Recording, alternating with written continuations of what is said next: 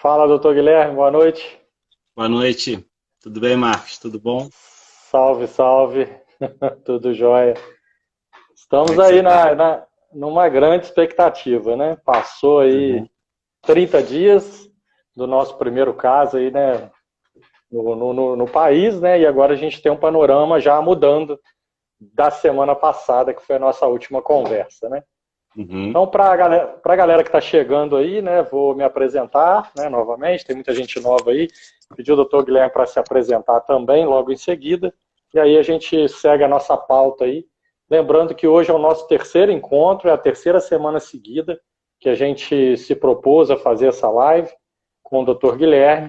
O doutor Guilherme é uma grande referência nossa aqui, macro-regional, e muito gentilmente aí cedeu o tempo dele aí para estar contribuindo com a gente, tirando dúvidas, se disponibilizando aí para poder colocar todo mundo, né, um pouco mais consciente aí do que é fato, do que é fake, para que a gente tenha uma linha de atuação mais assertiva.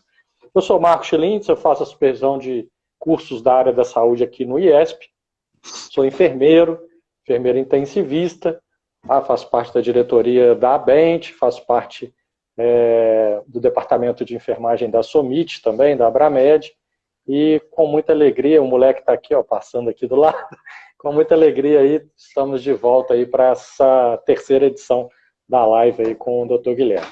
Dr. Guilherme, por favor, se apresenta aí para o pessoal.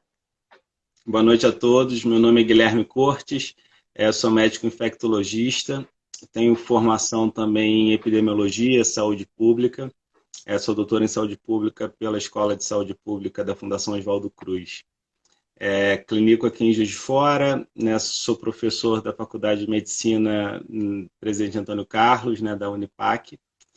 E, enfim, é um prazer, tenho, né, estado muito envolvido nessa questão do enfrentamento ao Covid, e esse convite recorrente do Marcos, assim, é uma alegria, né, porque sempre é um canal a mais para a gente conversar, para a gente tentar discutir, entender as dúvidas que as pessoas ainda estão, né, e tentar ter mais dúvidas, né? Às vezes tem coisas que a gente não tinha Sim, pensado anteriormente, isso é bacana pra caramba, né? Então é um é, prazer, sempre, obrigado, Marcos. sempre vê umas pontuações legais, né, do público que está participando.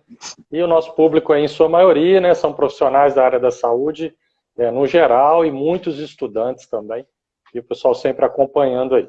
Então, hoje, doutor Guilherme, hoje, na data de hoje, 31 de março, a gente chegou a 201 óbitos no país e num total aí de confirmados de 5.717 confirmados. A nossa taxa de mortalidade, que a gente não confia muito por conta da falta de testes, né, essa subnotificação, ela está em torno de 3,5, mas ela não é base aí para nada, não tem como, Não, né, pela atual não. cenário que a gente está vivendo. A gente já percebe que é muito mais do que tá na mídia, né? E como estamos? Né? Vamos começar por esse ponto aí, então. Como a gente chegou, como que está essa pandemia agora no nosso país? Em qual fase que a gente está? Cara, você começou a falar dos dados, né? Então, eu vou te dizer que eu não sei. Onde estamos nela, né? Pô, se a gente não tem dado, a gente não tem informação. A gente não sabe, entendeu, realmente onde está. Eu sei que a gente está na curva ascendente. Um. Número dois, eu espero que a gente esteja conseguindo abaixar essa curva com isolamento social. Né? Isso é o que eu espero.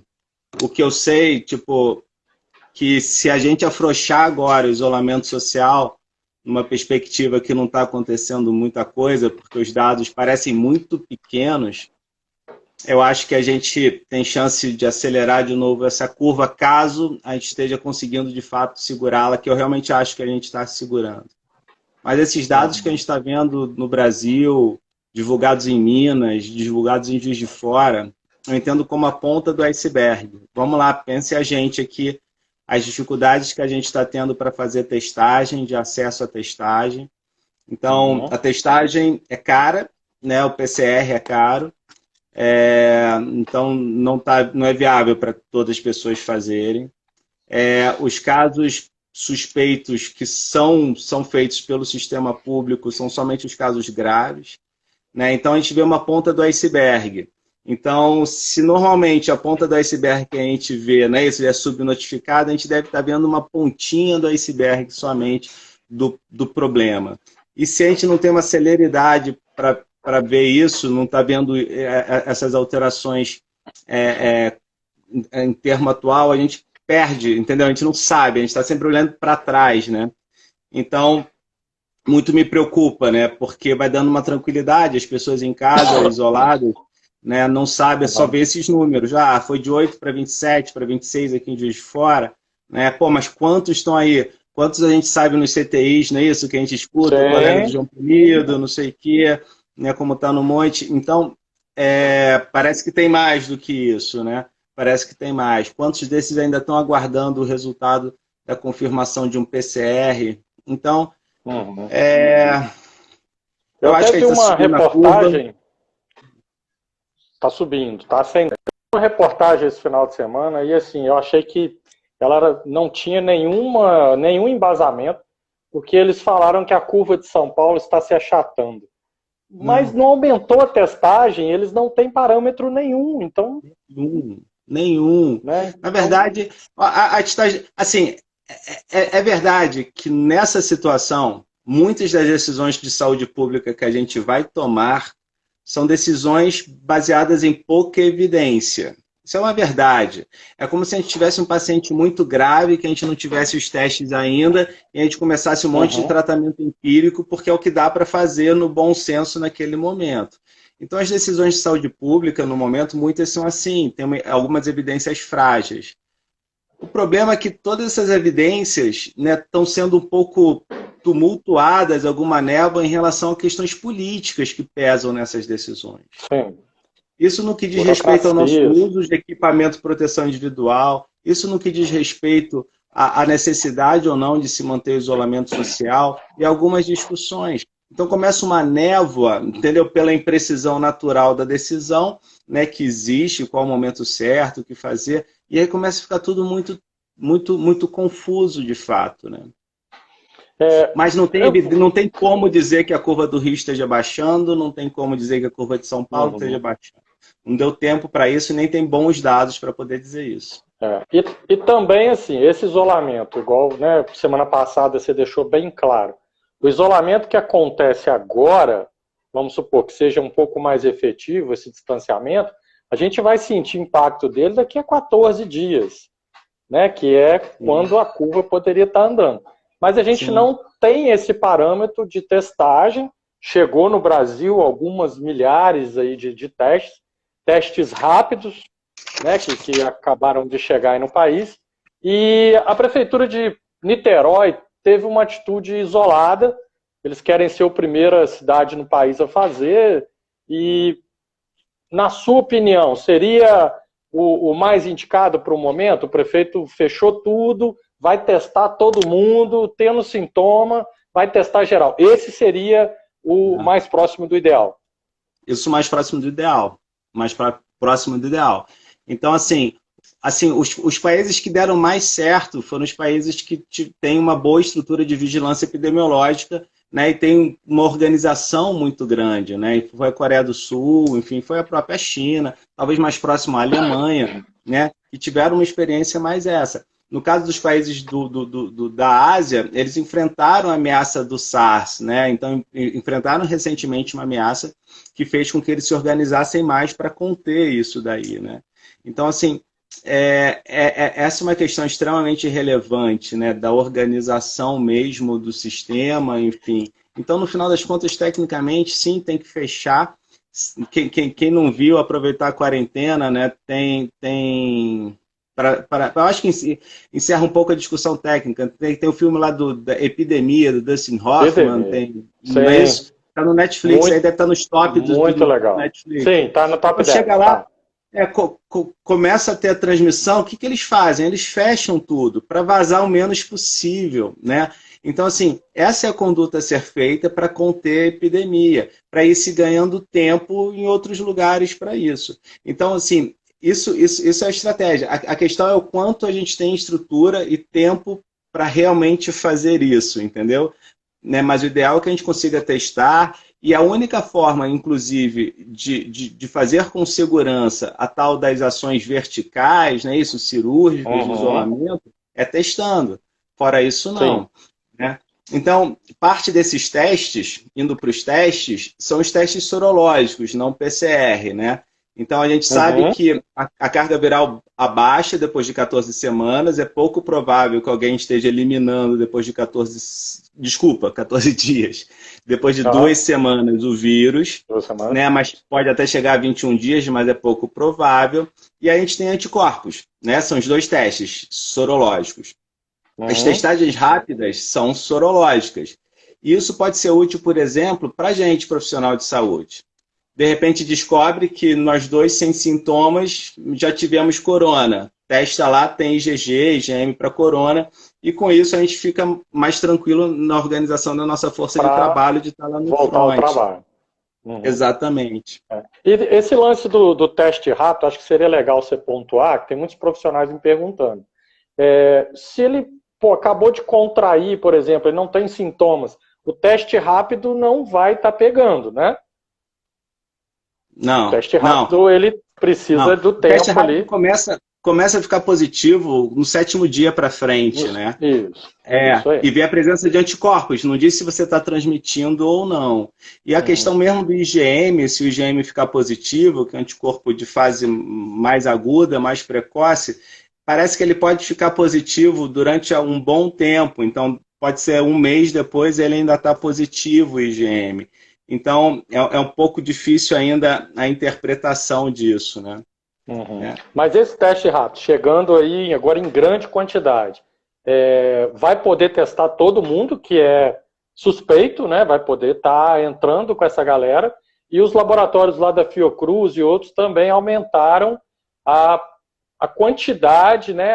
Os recursos para fazerem os outros testes que não são rápidos. Né, também... ele é extremamente útil para essa questão de ter o dado, ter informação e poder guiar as ações de vigilância epidemiológica, de contenção de surto, de uma forma mais rápida. Entendeu? Entender melhor como é que está essa epidemiologia populacional. Né? Então, é extremamente útil. Né? Sem dado de prevalência de infecção, de quem tem anticorpo, quem não está, quem já foi infectado, a gente não consegue fazer muito, né? Nem fazer bloqueio. Assim, alguns colegas, né, estão comentando a respeito do distanciamento social, que ele é importante, mas que está causando problemas na economia, tal. Aí vem toda aquela problemática que a pandemia vai arrastar mesmo esse problema econômico, mas esse problema econômico, ele pode ser minimizado, doutor Guilherme, ao seu modo. Eu também vi uma entrevista sua na Rádio Cidade outro dia, foi legal as suas colocações lá. A gente testando muita gente, tendo um panorama epidemiológico mais real no país, já começaria a pensar em algumas populações, em algumas brechas para entrar no vertical, propriamente dito, e minimizar aí problemas na economia. Sim, eu acho que isso absolutamente não pode ser uma regra, né? Mas com esse mapeamento, sim, entendeu? Você tendo um conhecimento, por exemplo, né, chega uma empresa e tem um conhecimento social muito bacana, né? Sabe que os seus empregados, né, 10% dos empregados vivem com idosos, né? Outros 40% vivem sozinhos, enfim, não tem filhos, tal. Mapeia isso, a condição social de cada um. Né? Ajeita todas as questões de turno e tal. Faz a testagem neles todos, não é isso? E vê quem junta os suscetíveis, quem já teve, quem não teve, enfim, né? E aí bota, de repente, poupa quem não teve e mora com vulnerável, deixa encostado, entendeu? Mas, eventualmente, quem já teve, e principalmente se for sozinho, volta a trabalhar e consegue manter a atividade econômica. Mas isso só é possível, né, para instrumentalizar essas ações verticais, caso tenha esse domínio, para dar segurança para isso, entendeu? Bacana. Então, mas precisa ter essa segurança social, de testagem e tal, senão não é possível, senão é um risco né, que a gente não tem dimensão do que pode contribuir para estourar ou colapsar o sistema de saúde, né? Colapsando. Antes de eu te puxar para o panorama mundial aí, primeiro, teve duas perguntas. Uma pessoa veio questionando sobre a febre. Só o fator febre já seria um indicador de potencial infectado, e cefaleia contínua, se também poderiam ser isoladamente aí suspeitas. Poderia. A febre, inclusive, tem sido utilizada, né, em fronteiras, em entrada, um amigo me falou em entrada de hospital nos Estados Unidos, né, como triagem, inclusive, para não entrar para o trabalho. Né? Primeiro dado mesmo que eles têm. E os aeroportos estavam fazendo isso, né? Exatamente, né, nas fronteiras, exatamente. Geral. Como uma forma de triagem, né? Então, é claro que não é específico, né? Febre pode dar para um monte de coisa, mas como uma triagem inicial para alocar. Então, se o cara está com febre, não vai trabalhar. Porque a partir do momento que seja muito prevalente, né? Pô, todo mundo pode estar tendo Covid, o vírus está circulando muito, né? É muito provável que febre seja por Covid. É só a gente pensar na nossa epidemia de dengue, não é isso? Começava com febre, a chance de ser dengue era enorme, né? Detalhe, eu tô com dengue. Tá com dengue agora? Tô com dengue. Já tô indo para... Tô terminando a segunda semana. Muita cefaleia, dor ocular no globo ocular, daquele jeito. Mas tá passando. Cara, meu medo é pegar o Covid aí também. Você testou aí Covid? Vai dar ruim. Não. Você testou Covid? Não. Porque, na verdade, até as lesões exantemáticas fazem diagnóstico diferencial de dengue e Covid. Covid também pode ter lesões exantemáticas, né? Saiu até um artigo, né, que os caras falando do diagnóstico diferencial das lesões cutâneas entre dengue e Covid. Então, no final das contas, febre exantema pode ser dengue ou pode ser Covid. Teve uma senhora que faleceu no final da semana passada, no Mato Grosso. Ela estava com dengue, pegou Covid e deu ruim para ela. Aí eu fiquei morrendo de medo, eu não posso. É um de cada vez. Mas vamos lá, doutor Guilherme. O pessoal perguntando também a respeito do teste do PCR. Você tem ideia do custo? R$380. Não é barato. Não é barato. Tem um custo arrumado. Os convênios pagam, né? Tem a cobertura... Não? Não. É problemático. É tenso. É tenso. Então vamos lá. Voltando à questão do panorama mundial, né? A gente aqui no Brasil, como a gente está pegando a pandemia, né, que já aconteceu em alguns lugares, com climas diferentes, outro hemisfério, com toda essa parte que pode, né, ser diferente para a gente, mas a gente está aprendendo. O que está acontecendo agora no fim lá da China? O que está acontecendo agora que parece que está estabilizando na Itália? Né? E o bull está pegando feio, Inglaterra, Espanha, Portugal começou também a ficar ascendente, e Estados Unidos. O que disso tudo a gente pode estar aprendendo agora, doutor Guilherme? E a gente poderia estar providenciando aqui no nosso país? Porque isso vai chegar aqui. Eu acho que o aprendizado número 1, né, que aconteceu na China, né, que foi com as medidas que a gente criticou muito, né? O Ocidente todo criticou, né? Medidas draconianas que a China, enfim, comunista, ditatorial, tal, fez, como fechou uma cidade do tamanho do Rio de Janeiro, bota drone nas pessoas, cadê a liberdade das pessoas? Cara, o Ocidente todo foi muito crítico em relação a isso. Sim. Mas voltando ao filme da epidemia, né, do Dustin Hoffman, fizeram o que precisava ser feito, tecnicamente. Muito bem. Que poderia ter sido pior. Poderia. E a epidemia começou lá, né? Então eles tipo, surgiu um vírus novo, eles identificaram a síndrome nova, eles fecharam a cidade, entendeu? E conseguiram conter a epidemia na China toda, né? Uma população da China é absurda, né? E conseguiram conter ali. Essas medidas, inclusive, retardou a saída de doentes, né? Isso até fevereiro, né? De dezembro até fevereiro, para a China continental e o restante do mundo. Então, as medidas de contenção funcionaram. Então, essa é a primeira coisa. Que vai acabar com tudo? Não. Assim como no filme lá da epidemia, vazou um pouquinho, não é isso? Teve caso fora e tal. Então, assim, vazou e deve voltar a ter transmissão na China e com isso eles devem, entendeu? Bloquear novamente. Talvez o maior aprendizado nosso para a situação, e daqui a pouco vai ter pronunciamento de novo do presidente, né, diz respeito ao que aconteceu na Itália. O que aconteceu na Itália, né? Então, assim, a Itália segurando agora, né, porque ela está caindo a curva, né, em relação de transmissão. Passou o tempo, deu uma estacionada. No início houve a mesma discussão que a gente está tendo aqui. A Itália não pode parar, Milão não pode fechar, não pode parar, a economia tem que continuar e tudo. E depois veio meia-culpa do prefeito de Milão, por exemplo, não é isso? Que foi publicamente fazer isso. Então, assim, então acho que esse é o maior aprendizado. Se a gente vai para os Estados Unidos, é a mesma coisa. Então, o Trump, com a agenda econômica dele, ele está certo do ponto de vista de gestor, né? A preocupação com a economia. Então tem que saber que sim, essa é uma preocupação. Então fica ele e os técnicos tipo, tentando equilibrar qual que é esse momento. E claramente os Estados Unidos falhou.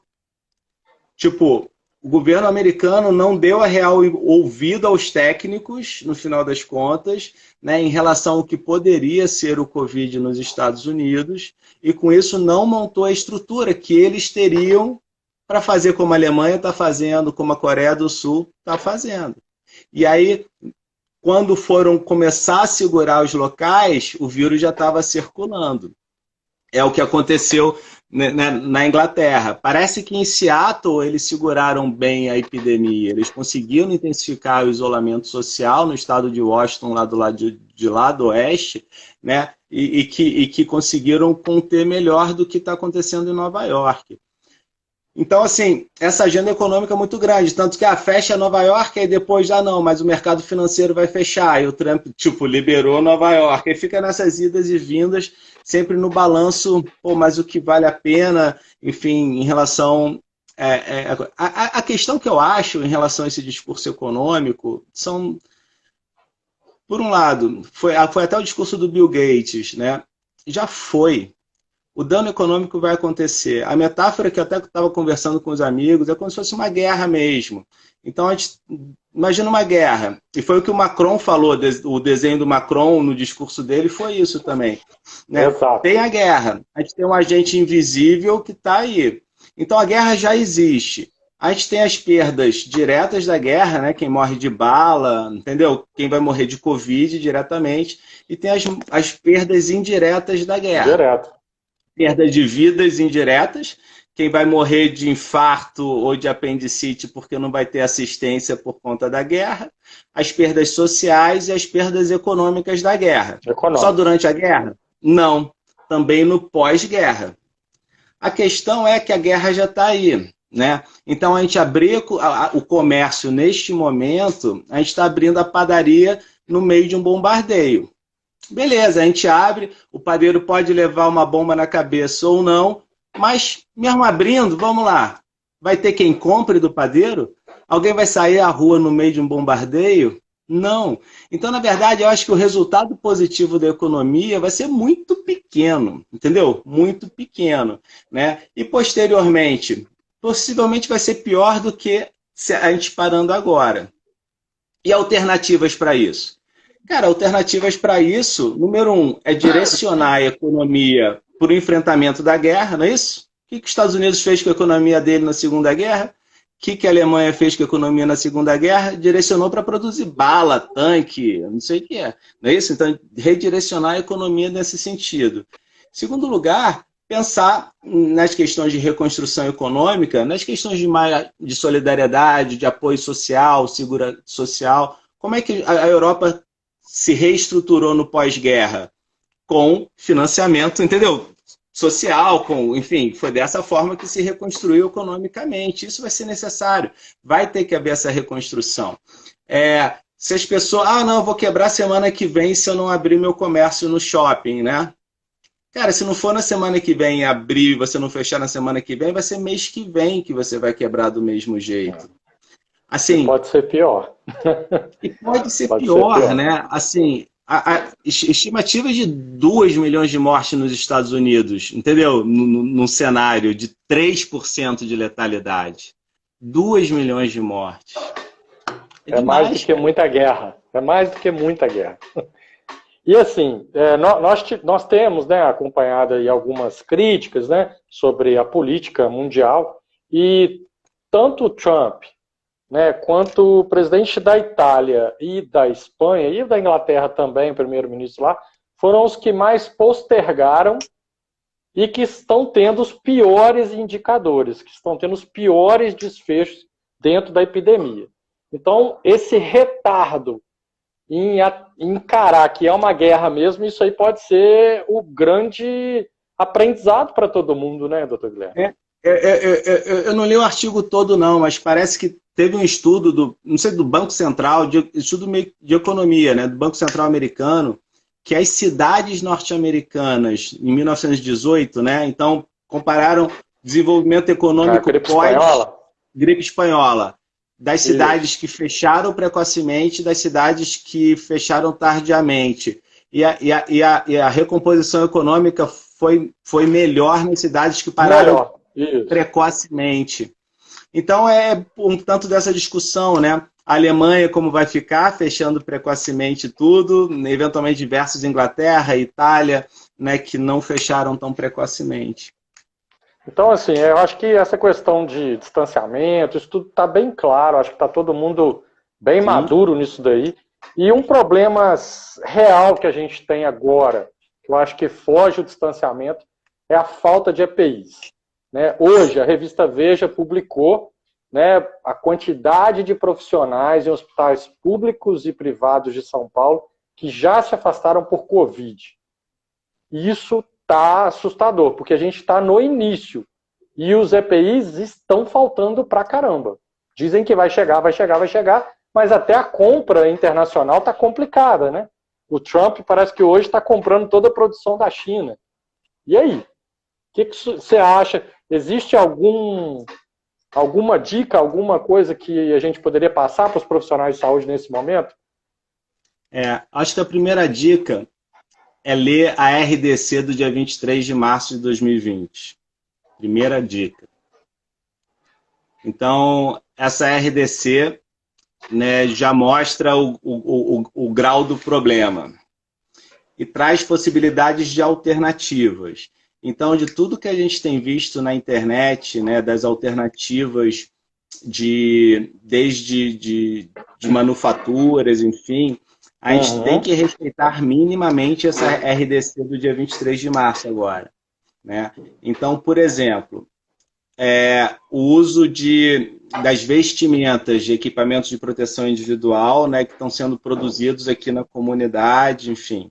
Os macacões. Então, isso daí... Isso.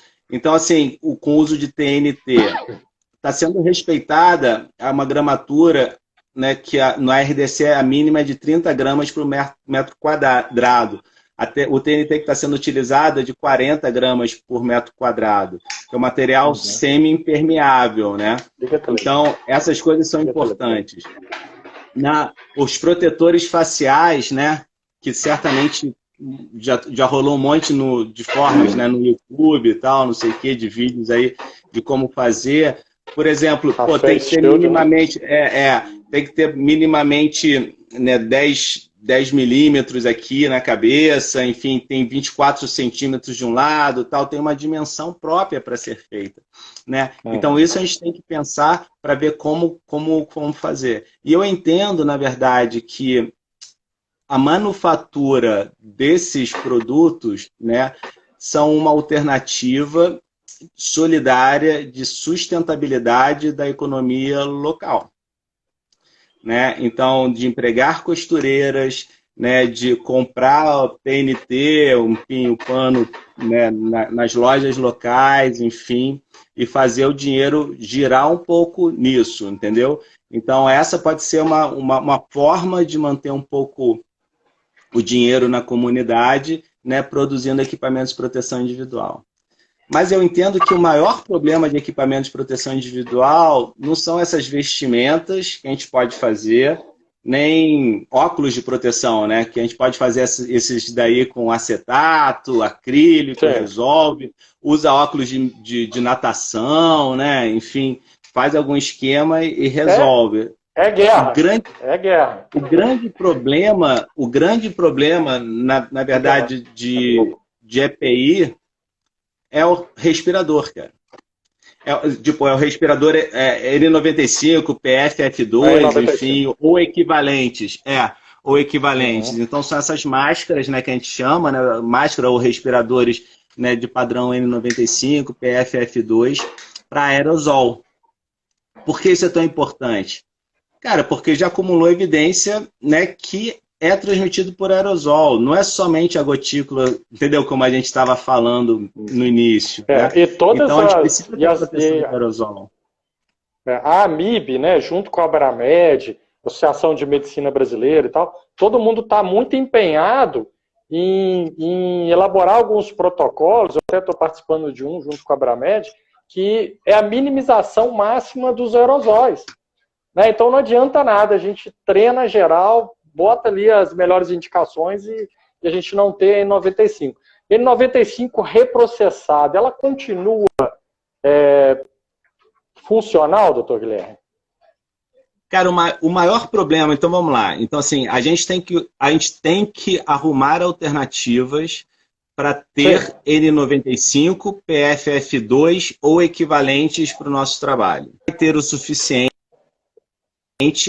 para utilizá-la uma vez por dia, nem uma vez, muito menos uma vez para cada paciente, né? Então a gente vai ter que reutilizar.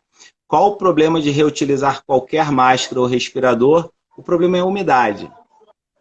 Então é a umidade que fica acumulada ali. Então esse é um dos grandes problemas que vai diminuindo a eficiência com o aumento da umidade ali no local.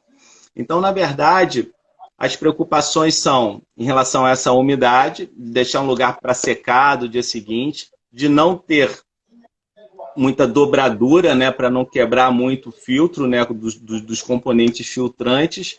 E terceiro lugar, tomar cuidado onde vai armazenar, né, porque sempre tem o spray, né, ali na face exterior, e aí com isso ali pode estar contaminado, né? Então, o procedimento de você retirar, higienizar as mãos, né, retirar a máscara, higienizar as mãos novamente, enfim, e na superfície onde você for guardar a máscara, né, N95, o respirador, é importante também no recipiente próprio para minimizar a contaminação do ambiente. Uma alternativa é colocar uma máscara de procedimento, uma máscara cirúrgica sobre a N95, para minimizar essa contaminação um pouco. Diminuir, né? a sujidade nela também. Isso, do spray todo ali, né? Bacana. E assim, o presidente está falando, o pessoal está falando aí que ele está indo contra ainda toda essa problemática e por aí vai, né? Enfim, o armazenamento dessa N95, o cara acabou o plantão dele. Tem pessoas que guardam no recipiente fechado, tem pessoas que guardam no recipiente aerado, para não ficar fechado. Tem alguma indicação assim mais apropriada, doutor Guilherme? Não que eu saiba.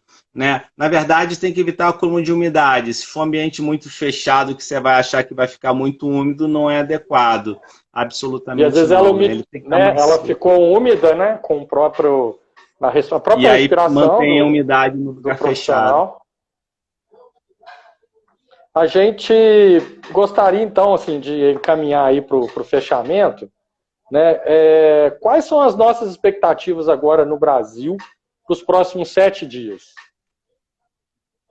Esses números vão dobrar ou vão muito mais que dobrar? E você acha que a gente já está preparado para um boom maior de pacientes aí mais graves, precisando de terapia intensiva? Os hospitais de campanha sendo feitos? Não, assim, a expectativa é dobrar, né? Assim, é sempre dobrar, né? Então, assim, pelo R, né, que tem, né, a taxa de transmissão de entre 2 e 3, em uma semana o que a gente espera é que sempre dobre o número que tenha. Então, se for seguir uma linearidade na notificação, né, de casos, se a gente tem 25, que a gente tenha, enfim, 50, né, 50 e poucos pacientes confirmados na semana que vem. Isso que é o que se espera assim, na curva, e daí vai dobrando, né? O que pode acontecer de novidade é a gente aumentar mais testagem e aí a velocidade de subir esses números aumenta muito mais.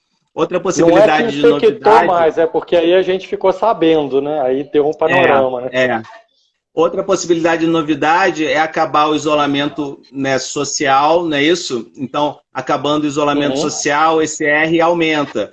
E aí a taxa de transmissão acelera e pode ter uma explosão ao longo de 1, 2 semanas, né, ter uma explosão maior, né? Mas você me perguntou inicialmente sobre o ritmo, né? Mantendo esse ritmo, eu acho que a necessidade eventual possível de hospitais de campanha venham em 2 semanas, mais do que na semana que vem, né? Se mantiver esse ritmo dessas as previsões estão dentro aí de 7, 10 dias, 14 dias. Acho que a gente vai conseguir atender bastante gente.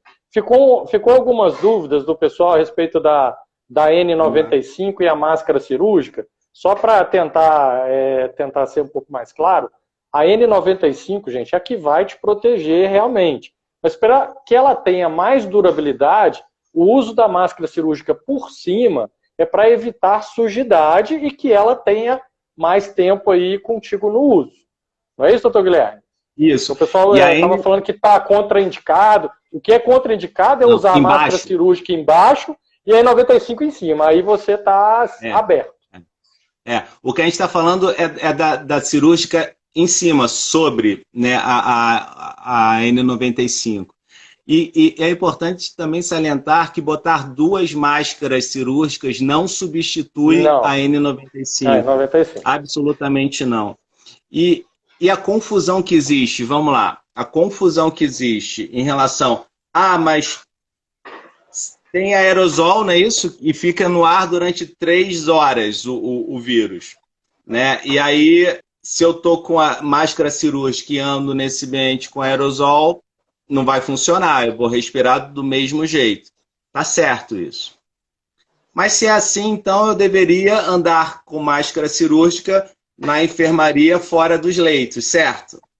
Certo também. Tá tudo certo. É isso mesmo. Qual que é o porém disso?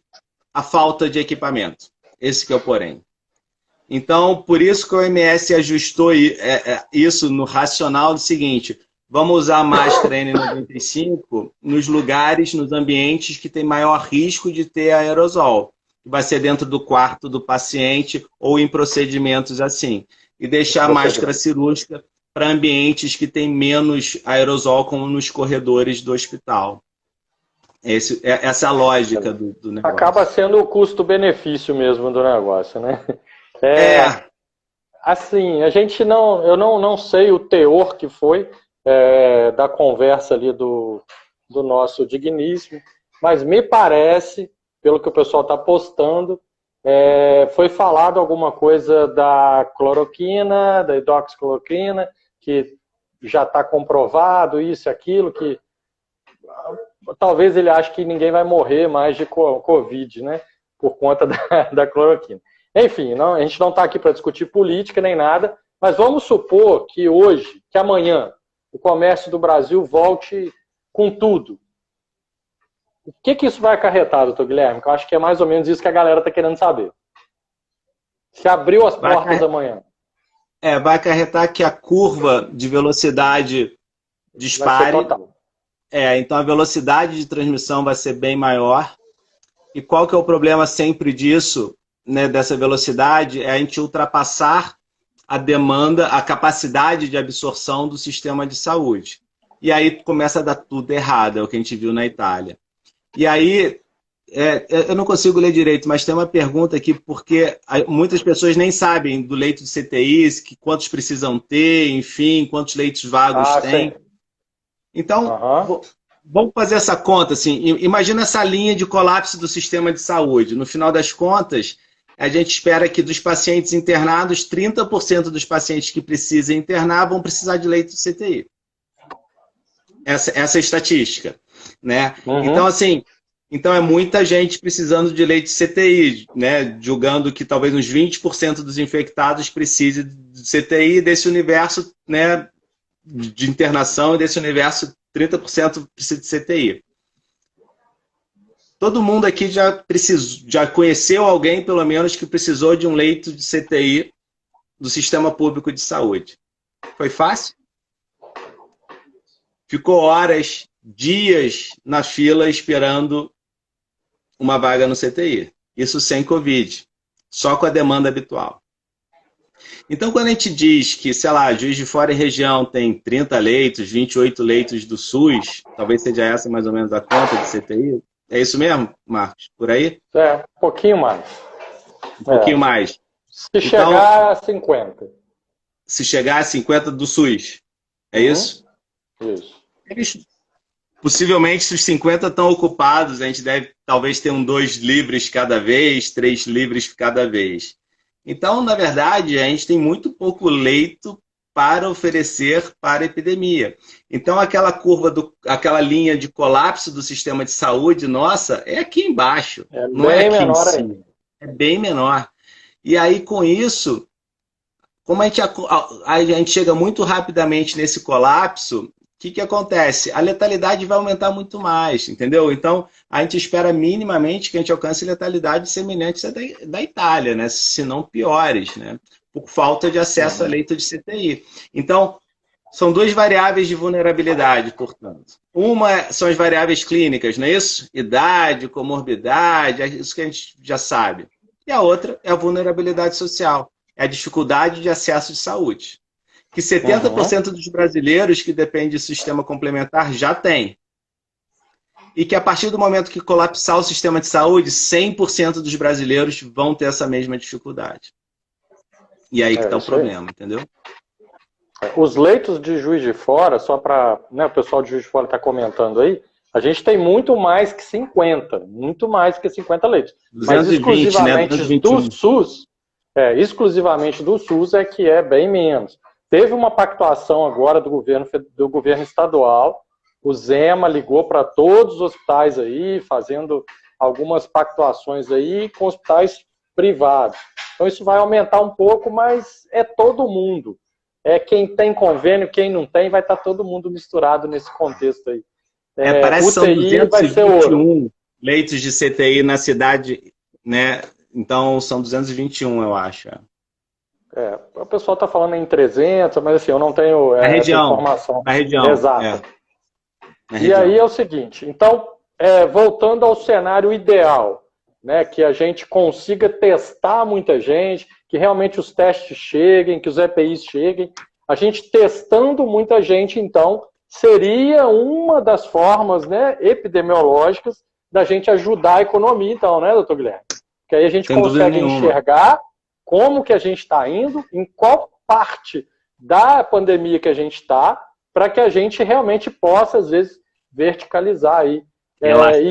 Relaxar, isso. E outra coisa é saber como é que está o sistema de saúde, né? Então, como termômetro. Então, a partir do momento que o sistema de saúde começou a ficar mais folgado, talvez eu possa soltar a curva, entendeu? O sistema de saúde começou a ficar mais apertado, eu tenho que voltar com alguma antecedência a intensificar as medidas, né? Mantendo a curva epidêmica sempre abaixo do limiar do colapso. Então, ó, em suma, pessoal, o distanciamento é necessário ainda, até que a gente tenha um panorama real aí do que está acontecendo no nosso país, aonde que a gente está, para que a gente depois possa aí estar tentando evitar ao máximo o caos aí, a sobrecarga no sistema de saúde, né, doutor Guilherme?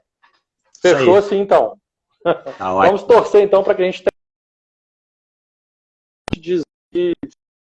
né, para que a gente consiga mesmo evitar o maior número de infectados ao mesmo tempo, para que a gente tenha uma semana amena e o nosso sistema de saúde vai ficando preparado aí para o número de infectados que não está chegando. Isso é o meu desejo. Isso aí. Qual que é o seu desejo? De todos nós. De todos nós. De todos nós. E Assim, que tenhamos EPIs, né? Então, assim, na verdade, número 1 é que a gente mantenha as medidas de isolamento social, que a gente consiga conter, na verdade, essa curva para não haver colapso do sistema de saúde. Que a gente tenha N95 para as pessoas e outros equipamentos de proteção individual para nós podermos trabalhar com segurança e não adoecermos. E que a gente, na verdade, consiga resolver tudo isso rapidamente e que a gente intensifique ações de solidariedade social e de apoio social, porque o sofrimento econômico, né, e social da população vai acontecer. Né? E a gente está falando de um lado, sei lá, pequenos empreendedores, autônomos, quebrando, entrando no cheque especial, etc. Mas pessoas passando fome, possivelmente. Né? Sim. E aí a gente tem que pensar criativamente em formas de reerguer socialmente, né, independentemente das ações do Estado, né, com os benefícios sociais todos que já sinalizaram que vão liberar vários, né, mas também como a gente pode ajudar. Né? Então, já soube de amigos que estão arrecadando cestas básicas para algumas pessoas doentes, né? Já tem pessoas tentando fazer incentivo, como essas ações, né, de costura, enfim, de máscara, costura. Nas comunidades, né, do Rio, a gente vê dinheiro. Uma série de ações muito legais, né? Então, Guilherme, saiu só mais uma pergunta aqui, eu acho que até é importante, né, que a colega Tássia colocou, a respeito do tempo de isolamento social. Qual que é a expectativa que você prevê, qual seria o tempo assim, mínimo que a gente precise aí atravessar? Pelo que aconteceu lá fora, o que provavelmente a gente deve precisar aí, uns 60 dias? Eu acho que 6, 8 semanas de isolamento social. Mais ou menos o que, né, foi o que aconteceu para quem deu certo, né? Para quem deu certo. Para quem deu certo. Bacana. Acho que a gente precisa terminar por aqui. Tá armando uma chuva pesada, daqui a pouco a gente não tem mais internet. Mas te agradeço demais, doutor Guilherme. Na terça-feira que vem, então, a gente retorna com o nosso novo panorama aí. Vamos ver como é que vão estar nossos números. Se Deus quiser, teremos uma diminuição aí de profissionais infectados. A gente vai ter, né, temos aí esperança que tenhamos aí o mínimo de condições seguras aí dos profissionais estarem trabalhando. Né? Não adianta só a gente bater palma para todo mundo reconhecer, mas não dá o mínimo possível para o soldado ir na guerra. O soldado ir na guerra, sem arma, ele vai morrer. Né? Então olha só, assim, os aplausos são importantes, são bem-vindos, a gente se sente bem, né? Nos confortam, né? Nos dão força para a batalha, né? Mas não basta, né? Então a gente tem que ter condições de trabalho, a gente tem que entender que há dificuldades da gestão para compra, né? Enfim, de tudo isso, mas a gente tem que lutar para alternativas mesmo, e tem que cooperar com as alternativas, porque está no momento de todo mundo dar as mãos mesmo, solidariamente para resolver o problema da melhor forma possível. E aí uma outra coisa para nós profissionais de saúde é reorganizarmos como a gente trabalha. Então, na verdade, tem que minimizar a entrada no leito dos pacientes. Se o paciente está bem, cara, dá um telefone para ele, olha no telefone, fala: oi, tá tudo bem? Deixa um oxímetro de pulso com esse paciente, vê aí quanto é que tá a sua saturação e filma aí e me mostra, não sei o quê, tá tudo bem? Não tem esse negócio de visita de enfermagem, entrar no quarto de 2 em 2 horas, de 4 em 4 horas. Não é para fazer isso, entendeu? Não tem porque o médico intensivista entrou, depois vem o outro especialista, vai entrar também. Não, discute o caso e vê alguma coisa. Então, é contato mínimo mesmo. Se o médico entrou, já tem que entrar, ele já ajusta o respirador, ele aspira o que tiver que aspirar, já leva a comida, tudo na mesma entrada, entendeu? Não deixa uso racional, né? A racionalização do cuidado crítico. Minimizar o risco de exposição. Minimizar o risco de exposição. Aos 10 anos atrás, eu acho que tem mais ou menos 10 anos atrás, eu recebi uma criança, eu trabalhava no Hospital João Penido, recebi uma criança do norte de Minas com H1N1. E a gente descobriu depois que a gente tinha cuidado dela. E foi muito legal essa estratégia de racionalizar os cuidados, né? Então, na hora que tinha que fazer, as coisas já eram organizadas, elaboradas para o mínimo possível de contato, sem negligenciar o que precisava. Então, isso que você falou foi muito pertinente, doutor Guilherme. É para que a gente reveja mesmo as nossas ações, para trabalhar de uma maneira bem racional. Eu li um artigo, acho que foi essa semana, ou talvez seja na outra, eu posso até estar sendo redundante, mas é um princípio importante pra caramba que a gente tem que pensar agora. Então, nesse artigo, foi na New England e que foi um italiano repensando ali a história. Então, tá no momento da gente parar com a nossa cabeça de tudo que a gente conversou ao longo dos últimos anos. Acabou agora, na epidemia, a medicina, a saúde focada no paciente. Acabou. Fim. Morreu agora, daqui a alguns meses a gente recomeça. Agora é medicina focada na comunidade.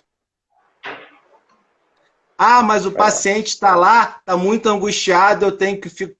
É uma grosseria que eu estou falando, né? Eu tenho que ficar lá conversando com ele 15 minutos para tranquilizá-lo. Desculpa, não posso. Não é uma. A gente vai ter vários outros pacientes para ver. A gente não pode ficar exposto do lado do paciente durante 15 minutos, confortando ele. A gente deveria. Isso é o ideal, mas não dá agora.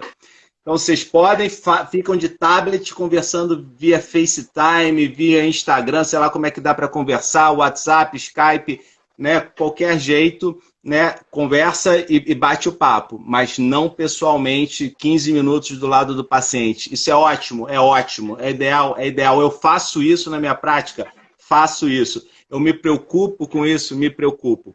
Mas agora, nós profissionais de saúde não vamos ter esse tempo, nem podemos sofrer esse risco, nos submetermos a esse risco. Infelizmente, não.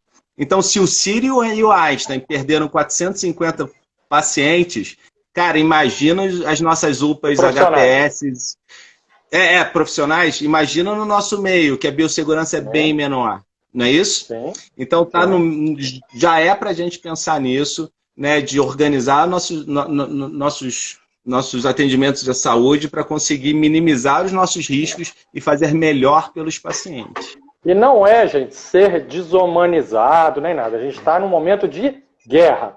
A sobrevivência agora é da comunidade, como o doutor Guilherme colocou, bem claro. E a comunidade de profissionais, porque o risco é muito grande. Quantos de nós estamos atendendo o paciente já há algumas semanas e que provavelmente já tinham o vírus e a gente não estava protegido, né? Quantos de nós? E alguns colegas, infelizmente, aqui em Juiz de Fora, temos colegas sintomáticos e afastados já que estavam na linha de frente. E isso a gente vai multiplicar. Então, vamos aí usar o racional, né, muito bem colocado aí pelo doutor Guilherme, né, para enfrentar essa guerra.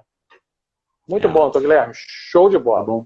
Então, medicina focada na comunidade, não mais medicina focada no paciente. Depois a gente volta para o nosso belo discurso de foco no paciente, mas depois da epidemia. Agora é foco na comunidade. Depois da epidemia. Agora é a comunidade, é isso aí. Show de bola. Mais uma vez, super agradeço, né? Acho que, né, ponderações aí super importantes, oportunas, e que faz a gente repensar um pouquinho aí as nossas atividades para que a gente acerte mais.